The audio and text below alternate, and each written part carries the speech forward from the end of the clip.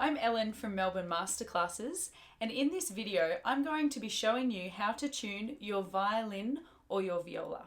Now, I want to start by saying that the way you go about tuning both of these instruments is exactly the same. There's just a slight change in the string positions, but I'll talk more about that later.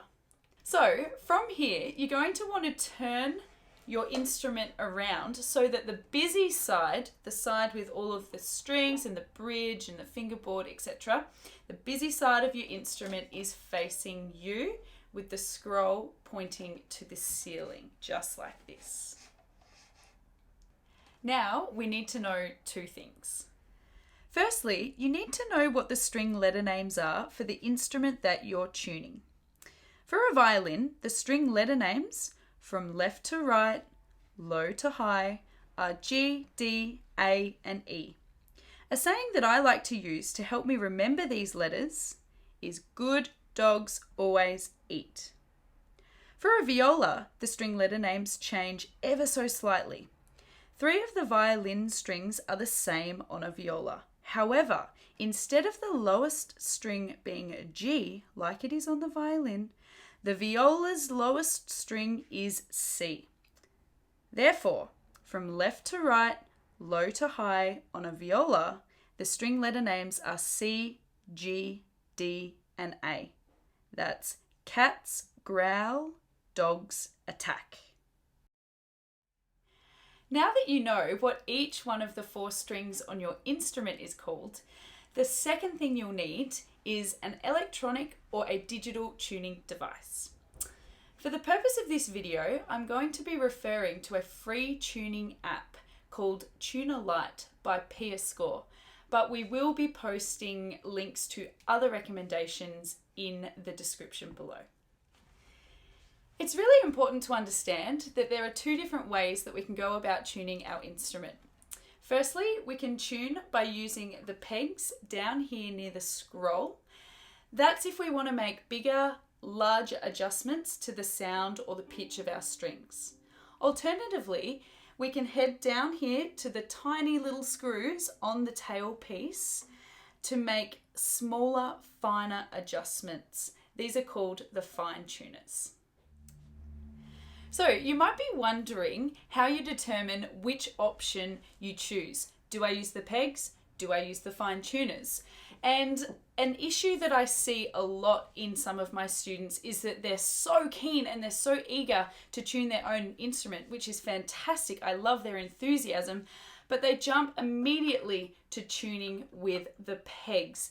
And that worries me a little bit because sometimes if you turn the peg too quickly and make too large of adjustment, you can run the risk of snapping your string easily. Okay, so a good way to determine which one to use is by playing your string, and if the tuning device is showing you a letter name that is different to the string that you are trying to tune, then you need to make a larger adjustment by using the pegs.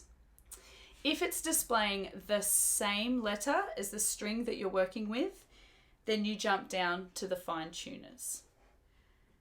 When using the fine tuners, I like to follow the string that I'm tuning all the way down to the tail piece with my index or pointer finger until I reach the little screws. This is to make sure that I'm adjusting the right fine tuner for the string that I'm working with and not one of the neighboring strings. To tighten a string so that it sounds higher, you turn the fine tuner towards a higher string.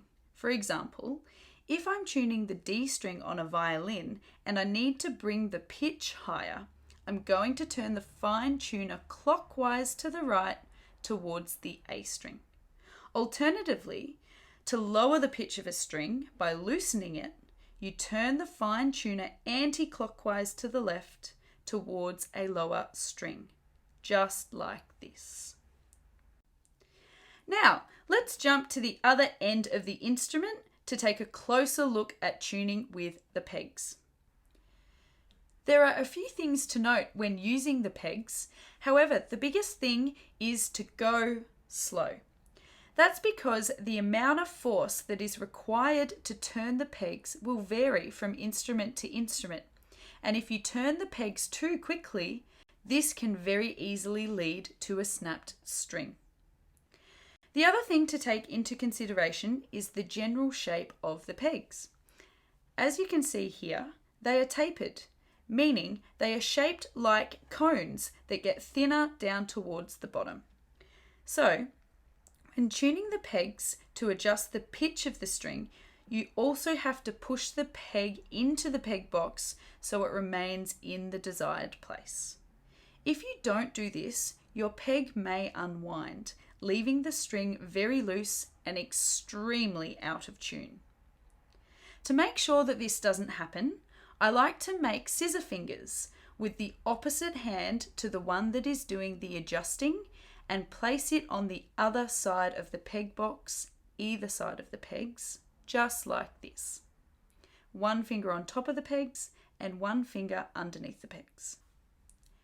This is so that the hand that is making the adjustments has some resistance to push against when turning and pushing the peg to the desired pitch.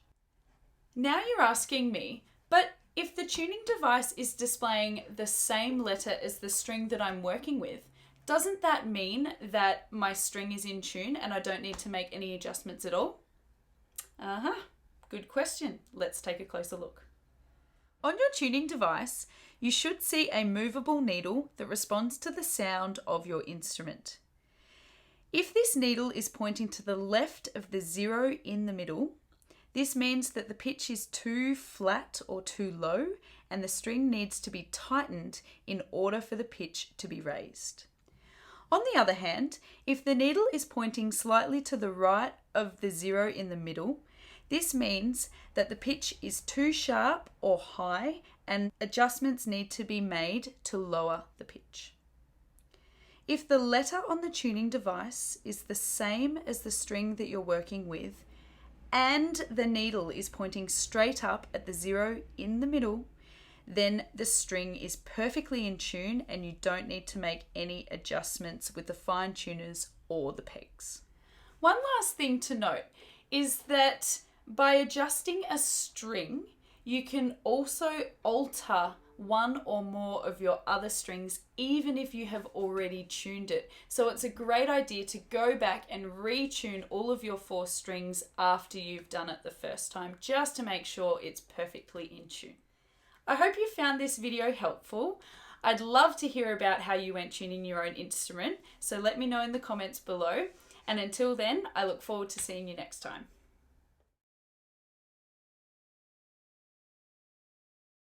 So from here, you're going to want to turn your